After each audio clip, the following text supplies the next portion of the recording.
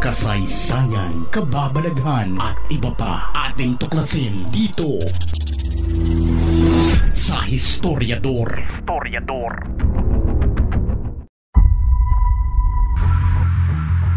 Para mapangalagaan ang seguridad ng isang bansa laban sa banta ng ibang nasyon, dapat ay malakas ang military nito. May ibubuga kung sakasakaling magkaroon man ng labanan para masigurong hindi maaapi o kahit man lang mabubuli ang kanilang bansa. Napatunayan na ito ng bansang Israel nang sila ay pagkaisahang pabagsakin ng mga bansang nakapalibot sa kanila. Pero dahil sa determinado silang hindi susuko sa mga gustong tapusin sila, rason para kanilang palakasin ang kanilang depensa sa pamamagitan ng pagtuklas, paggawa at minsan ay pagbili rin ng iba't ibang mga armas sa ibang nasyon na maaari nilang gamitin pandagdag sa kanilang depensa. Rason para sila ay hindi apihin at subukang sakupin. Matapos ang World War II, ang Pilipinas ay isa sa mga nasyon na may magandang ekonomiya.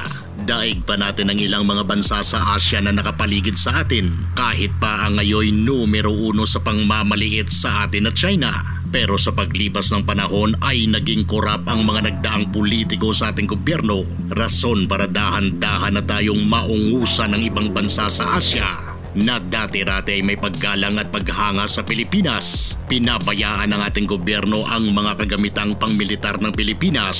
Kaya sa paglaki at pag-asenso ng ibang bansa sa Asia ay nagkaroon sila ng interes na kamkamin ang ilan sa ating mga teritoryo.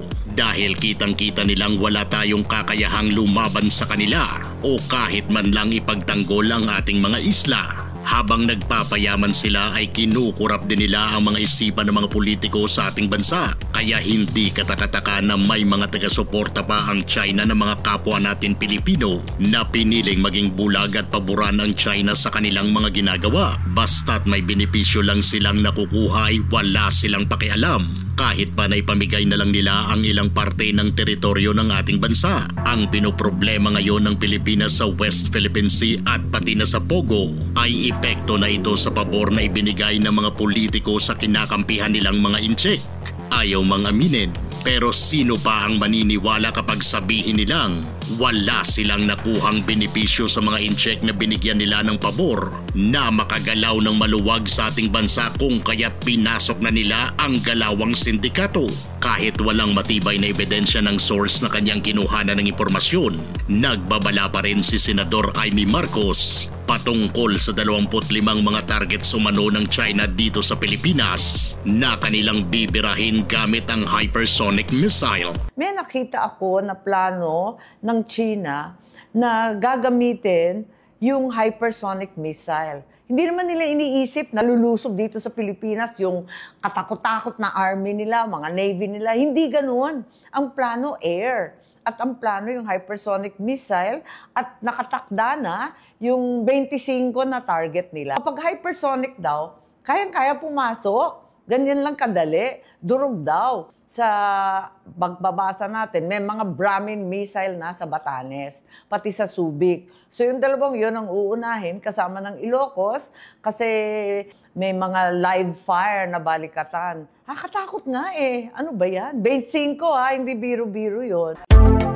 Madilim ba sa paligid ng iyong bahay tuwing gabi? Pailawan na yan para hindi maging target ng magnanakaw. Hindi mo na kinakailangan ng kuryente dahil solar powered ito. Malakas ang ilaw, lalaban pa sa tag-ulan. Pang-outdoor na solar light, buy one take one pa. Orderin mo na yan kaibigan at baka ma-order pa ng iba. I-click na ang link sa description ng ating video para sa iyong order. Nakakatakot kong pakinggan dahil mismo ang senador na ang nagsabi na madudurog daw ang lugar na mababagsakan ng sinasabi nitong hypersonic missile. EDCA sites daw ng mga Amerikano ang target ng mga incheck na ito. Maliban sa walang matibay na ebidensya sa sinasabi na ito ng senador, ay hindi naman siguro ganon katanga ang China para gawin nila yun dahil siguradong hindi ito mapapalampas ng mga Amerikano sakaling pinulbos ang kanilang base militar.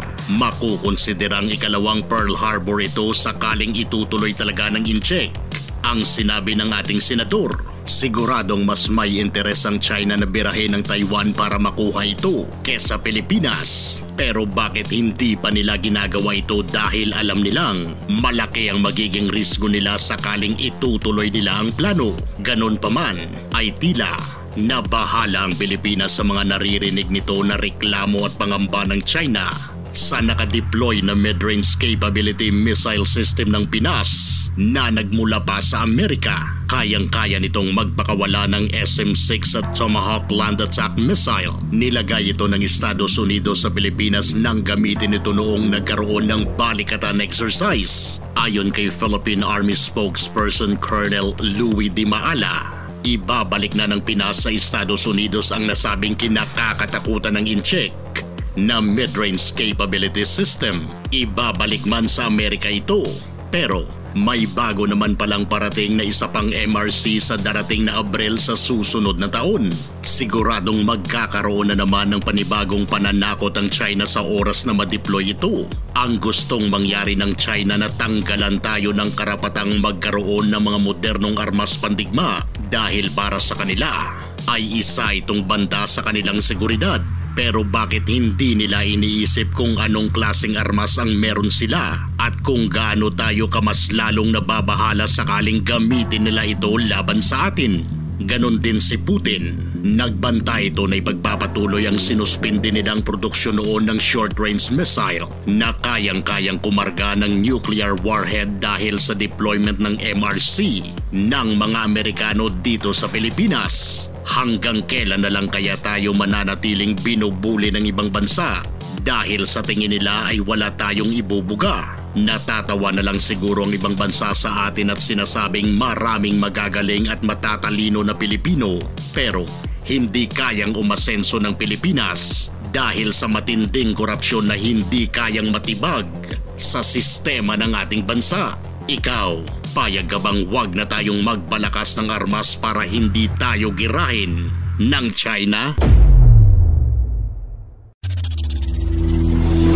Kung gusto nyo ng mga ganitong klaseng videos, panoorin, pindutin ang notification bell, mag-subscribe at i-share sa mga kaibigan. Maraming salamat po hanggang sa susunod dito sa Historiador.